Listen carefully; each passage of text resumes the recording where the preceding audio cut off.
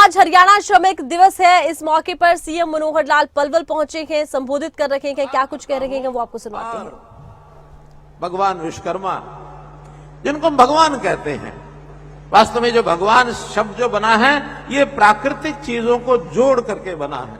जैसे प्राकृतिक चीजों में चीजें आती हैं, भूमि आती है, गगन आता है, वायु आती है, अग्नि होती है, नीर होता है, पानी। अब ये 5 तत्व हैं प्रकृति के, भूमि, गगन, वायु, अग्नि, नीर। और इनका सबका पहला शब्द यदि हम जोड़ लेते हैं, भूमि से भ, गगन से ग, वायु से व, अग्नि से अ, नीर से न, सब मिलाकर क्या क्या बन जाता है? ये बन जाता है भगवान। बनता कि नहीं? तो ये प्रकृति की चीजों को हम समेट करके और जिस प्रकार का निर्माण हम करते हैं, वास्तव में भगवान के स्वरूप में भगवान विश्वकर्मा थे। लेकिन उस काम को बढ़ाने वाले आज हम उन्हीं के स्वरूप के रूप में काम करते हैं। और वो जो रचना हमारे यहाँ है, इस रचना को हम प्राकृतिक रचना से कम नहीं मानते हैं। इसलिए हम जो सबकी मदद करते हैं, हमारी भी अपेक्षा है सरकार से कि सरकार उसको पूरा करे। इस प्रकार के काम करने के लिए हमने हरियाणा में बहुत सी ऐसी योजनाएं बनाई हैं और इन योजनाओं के माध्यम से हमारा जो श्रमिक है, इस श्रमिक को किस प्रकार से आगे बढ़ने के लिए अवसर मिले।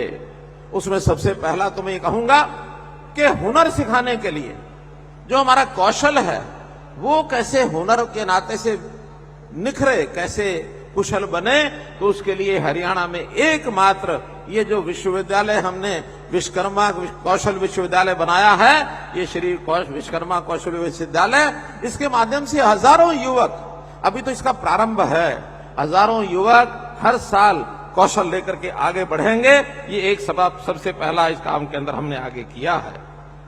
स्वामी विवेकानंद ने अपने जीवन में कहा था, बहुत से जीवन के अंदर चीजों का व्याख्या होती है।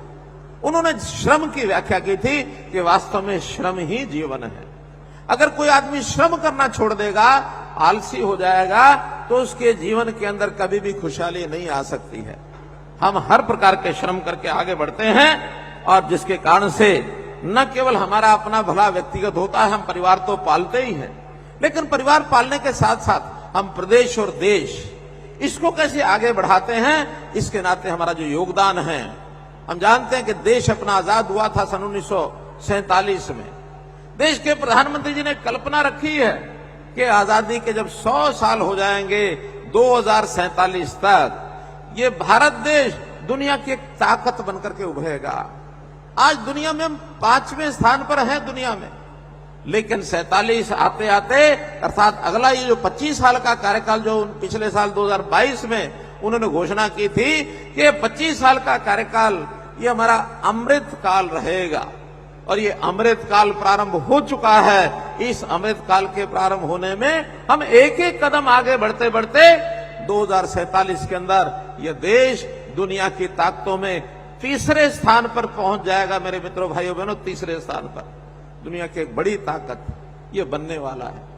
हम किस प्रकार से आगे बढ़ रहे हैं, एक एक बात, हमारी आर्थिक स्थिति, हमारी औद्योगिक विकास, हमारा इंफ्रास्ट्रक्चर विकास किस प्रकार से बढ़ रहा है, ये पिछले 8-9 सालों में हमने देखा होगा कि आज दुनिया के जो विकसित देश हैं, उस गति के साथ हम आगे बढ़ रहे हैं। और उसमें बहुत बड़ा योगदान हमारे इन श्रमिक भाइयों का है। श्रमिक भाई 2 श्रेणियों में बांटे जा सकते हैं, एक संगठित क्षेत्र के श्रमिक बंधु और एक असंगठित। हरियाणा में 25% श्रमिक तो संगठित क्षेत्र में हैं, जिनकी यूनियंस भी होती हैं, जो अपनी आवाज इन यूनियंस के माध्यम से अपने जो एम्प्लॉयर है, जो हमारा उद्योगपति है, उस तक पहुंचा सकते हैं, सरकार तक पहुंचा सकते हैं। लेकिन 75% असंगठित जो हमारा श्रमिक है, जो कहीं छोटे बड़े काम करता है, उसकी कोई यूनियन भी नहीं होती है। हमारी चिंता ये भी है कि उनके हित में, उनके हक में ये हम लगातार काम करते रहें। इसके नाते से हमने 2 श्रम कल्याण बोर्ड बनाए हैं। एक लेबर वेलफेयर बोर्ड है और एक बिल्डिंग कंस्ट्रक्शन वर्कर्स बोर्ड है। तो इस प्रकार के दोनों बोर्ड्स हमारे जो काम करते हैं उस काम में बहुत सी सुविधाएं हमको मिलती हैं। जो सुविधाएं मिलती हैं उसका बहुत उल्लेख सब लोग करते हैं। आज भी मैं विश्वास दिलाता हूं कि इन श्रमिकों के कल्याण के बोर्ड के माध्यम से कुछ नई योजनाएं भी मेरे मन में हैं। उन योजनाओं की मैं आपके सामने रखूंगा, निश्चित रूप से आपको लाभ होगा। पिछले 9 वर्षों में हमने श्रमिकों के लिए कुल मिलाकर 2181 करोड़ रुपए का खर्च इन 2 बोर्ड्स के माध्यम से किया है। और अभी आज मैं उसमें कुछ और नई चीजें जोड़ रहा हूं। जैसे आपने देखा, अभी श्रमिकों के परिवार में जो बेटियां हैं, जो कॉलेज में पढ़ती हैं, इनको स्कूटी देने के लिए और हमने एक प्रावधान किया है। तो इलेक्ट्रिक स्कूटी ये हर एक बेटी जो कॉलेज में पढ़ती है, श्रमिकों की बेटी, वो उसको एक जो स्कूटी है उस देने का स्थायी प्रावधान हमने किया है। जो भी बेटियां पढ़ती हैं उसके लिए हम हकदार हो गए हैं एक स्कूटी प्राप्त करने के। और स्कूटी के बदले में शायद हमने पैसा तय किया है, कितना 50,000 रुपया उस स्कूटी को खरीदने के लिए तय किया है। 50,000 रुपया हर एक श्रमिक को, एक बेटी के लिए, कॉलेज में पढ़ने वाली बेटी के लिए वो आपको मिलेगा। इसी प्रकार हमारे जो श्रमिक साइकिल खरीद करके इस योजना का लाभ उठाते थे, उसमें 3,000 रुपया पहले मिलता था और अब से आगे जो दिया जाएगा साइकिल के लिए, वो 3,000 की बजाय 5,000 रुपया राशि उस साइकिल के लिए दिया जाएगा। योजना अच्छी लगी कि नहीं? लगी तो जरा मुझे ही बताया करो। कोई श्रमिकों की योजना है तो आप सुन रहे हैं कि नहीं सुन रहे, मुझे पता तो लगे। इसी प्रकार हमारे श्रमिक, जो महिला श्रमिक हैं, सिलाई मशीन खरीदने के लिए उनको एक अनुदान पहले मिलता है, वो मिलता है 3500 रुपया। उसको बढ़ा करके भी 4500 रुपया कर दिया गया है ताकि 1,000 रुपए की राशि उसमें बढ़ करके उनको मिले। जो औद्योगिक श्रमिक हैं, उनके बच्चे स्कूल कॉलेज में जाते हैं।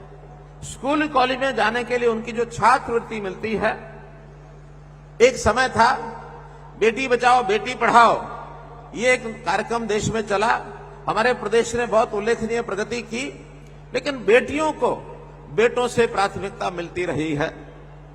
आज भी ऐसा नहीं कि वो छोड़ दी जाएगी, लेकिन फिर भी लगता है जो विद्यार्थी हैं शायद उसमें हम अंतर करना छोड़ दें। अभी जो पहले छात्रों को जितना पैसा मिलता था उससे 1.5 गुना बेटियों को मिलता रहा है।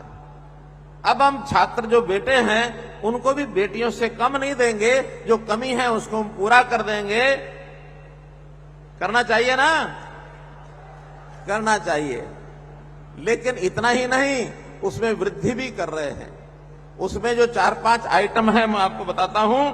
अभी तक 9वीं 10वीं इनमें छात्रों के लिए 5,000, छात्राओं के लिए 7,000 रुपये राशि दी जाती थी। लेकिन अब आगे से छात्र हो या छात्रा हो, उन सबको 7,000 की बजाय अब ये 10,000 रुपये की राशि उनको छात्रवृत्ति के रूप में दी जाएगी। वार्षिक 10,000 रुपया मिलेगा। ITI डिप्लोमा के जो प्रत्येक 1 वर्ष के लिए जो पहले 6,000 और 8,500 मिलता था, अब वो भी बढ़ा करके उसको 10,000 रुपया किया है। तो इनको भी 10,000 रुपया ITI के छात्रों को भी मिलेगा। 11वीं और 12वीं पहले 5,500 और 7,750 ये राशि मिलती थी।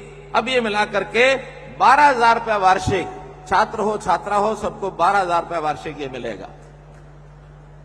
ऐसे ही सभी प्रकार के स्नातक डिग्री, इसमें जो पढ़ने वाले हमारे छात्र छात्राएं हैं, जिनको पहले 6,000 और 8,500 रुपया मिलता था, इनको 8,500 के बजाय इनको 15,000 रुपया वार्षिक, जो हमारे डिग्री स्नातक BA करने वाले जो छात्र छात्राएं हैं, उनको 15,000 रुपया वार्षिक ये दिया जाएगा। ऐसे ही polytechnic, diploma, CA, pharmacy, ANM, GNM, undergraduate diploma, इन सबको भी पहले 7 और 10,000 रुपया था, इनको 15,000 रुपया वार्षिक ये सब दिया जाएगा। सभी प्रकार के इंजीनियरिंग डिग्री, B फार्मेसी 8,000 और 11,500 मिलता था, इनको बढ़ा करके 20,000 रुपया वार्षिक ये कर दिया गया है। ऐसे ही सभी प्रकार की स्नातकोत्तर डिग्री, डिप्लोमा, BSc नर्सिंग, इनके लिए भी 20,000 रुपया वार्षिक कर दिया गया है। सभी प्रकार के medical degree MBBS, BDS, BMS, इनके लिए 21,000 रुपए वार्षिक ये सब कर दिया गया है। तो इस प्रकार से इन सब की छात्रवृत्ति में पर्याप्त जो बढ़ावा है वो हमने किया है। श्रमिकों की कई बार क्रोनिक बीमारियां, ये जो बीमारियां होती हैं, जानलेवा भी कई बार बीमारियां होती हैं, लेकिन इसमें उनके इलाज का तो सारा खर्च ईएसआई से हम लोग क्योंकि रजिस्टर्ड हैं वो सब मिलता ही है, लेकिन उनको कई बार एक अच्छी डाइट की आवश्यकता होती है। तो उस डाइट के लिए, स्वास्थ्यप्रद खानपान के लिए अपनी जो सैलरी है उसके अलावा 2,000 रुपये महीना उसके केवल खानपान के लिए इसमें हमने बढ़ोतरी की है। जिनको ये जब तक वो बीमारी होती है उनको 2,000 रुपये महीना ये अलग से भी उसमें मिलेगा। श्रमिकों के लिए 4 बड़े नगर फरीदाबाद, गुरुग्राम, सोनीपत और यमुनानगर एचएसवीपी के जिम्मे हमने, एचएसआईडीसी के जिम्मे हमने लगाया है। वो इन सब स्थानों पर जो आवासीय मकान है, अस्थायी जिनको रहना होता है, उनके लिए पहले चरण में, मैं पहला चरण कह रहा हूं, आगे और बढ़ाएंगे, पहले चरण में इन चारों शहरों में 500 फ्लैट यानी कुल 2,000 फ्लैट इस वर्ष में तैयार कर दिए जाएंगे। जो ऐसे जो अस्थायी कर्मचारी जो कई बार जो कभी कभी कहीं नौकरी करते बाहर चले जाते हैं, जिनको किराए के लिए आवश्यकता होती जगह की, उनको ये 2,000 जो फ्लैट हैं इनका निर्माण किया जाएगा।